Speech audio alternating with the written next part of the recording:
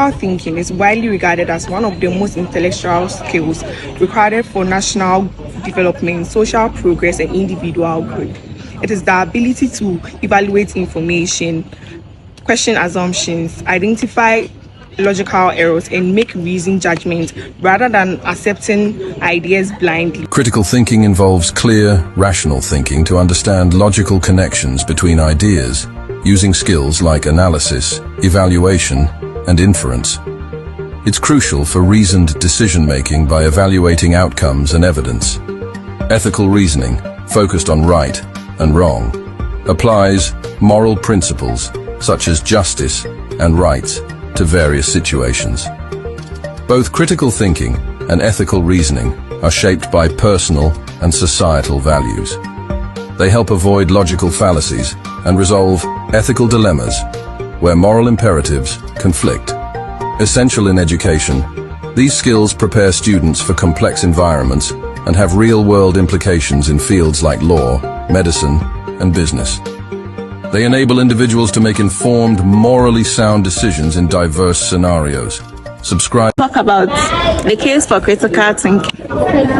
Critical thinking means actively analyzing and evaluating information to form sound judgments. It is the key for better personal choices, career and school success, strong societies, and handling misinformation, rooted in Dewey's idea of reflective, problem-centered thinking. 1. Personal autonomy and well-being. It builds independent judgments. I'm here to continue the case of critical thinking. The way link reflective thinking to democracy as educated citizens who inquire questions and question assumptions and test ideas contribute to a healthy society rather than relying on tradition and authority. Finally, critical thinking is the foundation of lifelong learning. Robert Ennis in 1996 explains that it creates the framework for continuous intellectual growth. Education does not end when formal schooling stops. New information, technologies, and challenge emerge constantly. Those who learn critical thinking poses the tools of the new skills. Good day, everyone. I'll be talking about the cognitive and psychological barriers to critical thinking. So, even educated people sometimes find it difficult to think critically. This is because our thinking is sometimes influenced by our emotions, beliefs, and experiences. The first barrier is confirmation bias. This is when we only accept information that agrees with us and decide to ignore the ones that do not agree with us. According to Daniel Kahneman 2011, people often rely on quick thinking instead of careful reasoning. I'm here to talk about the emotion reason. Emotion like fear, anger, and pride can also lead to cloud judgment. Example, a person may believe that they are bad at something because they feel ashamed, even if evidence shows otherwise. The next point, overconfidence bias. People overestimate their knowledge or abilities. I would like to conclude my point. Critical thinking is not just about education. It's also about working to overcome the cognitive and psychological. We are talking about education and social barriers. Although critical thinking is considered an important skill, but education alone does not always guarantee that people will think critically. Educational systems and social barriers can sometimes discourage independent thinking and make them rely on accepted ideas instead of questioning them. Good learning culture is one major barrier. In many schools, students are rewarded by memorizing information and reproducing it in an examination.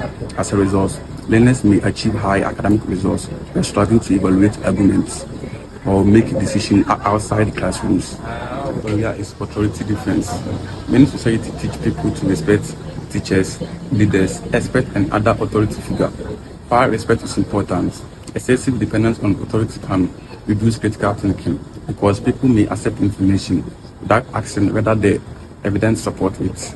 Kelvin Yao. I'm about to continue on what my brother was talking about critical thinking. Social conformity also limits critical thinking. Human naturally want acceptance and belonging, so individuals sometimes agree with groups' opinions even when they have doubt.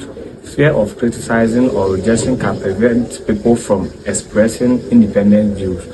In addition, echo chambers reinforce existing belief through social environment and media exposure.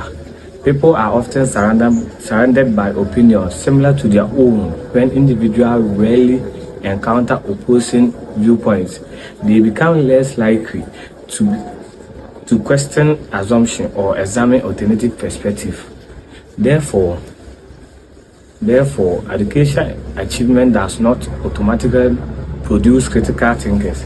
Critical thinking develops when people are encouraged to question idea or examine evidence and remain open to different viewpoints. I'm here to talk about why education does not guarantee critical thinking.